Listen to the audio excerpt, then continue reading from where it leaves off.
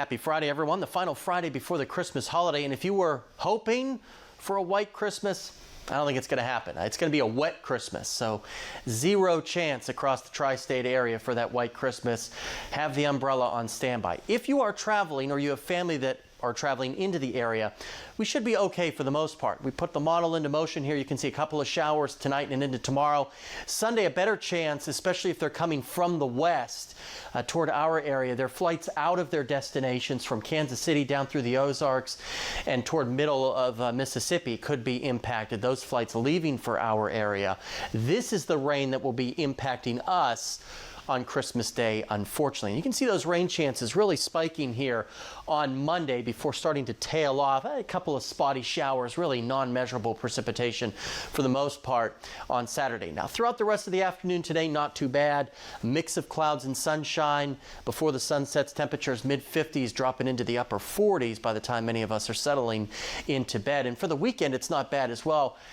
Besides a spotty shower Saturday morning, look at Christmas Eve, upper 60s, near record-setting heat on Sunday. A very, very mild Christmas Eve. That will change as we get into Christmas. As you can see, as we put Futurecast into motion, it could be quite a bit of sunshine for our Christmas Eve before clouds start to build back in.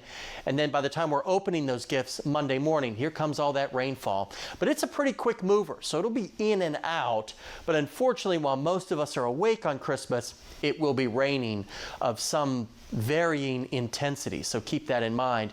And when all is said and done, just about an inch of rain is expected to fall. Between 3/4 of an inch of rain, I think, is a good bet across the tri-state area. You can see most places here 8/10 to 9/10.